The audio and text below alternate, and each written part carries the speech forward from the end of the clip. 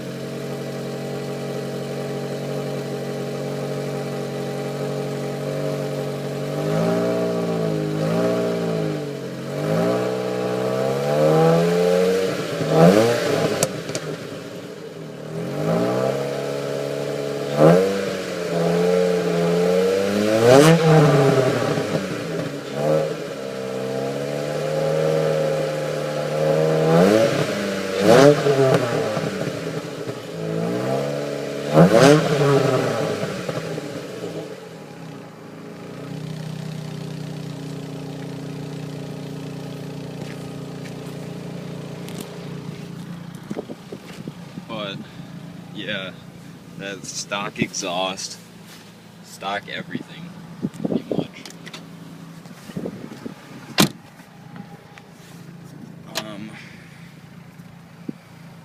I've got a Rockford Fosgate T1 2.3-inch cubic feet ported box.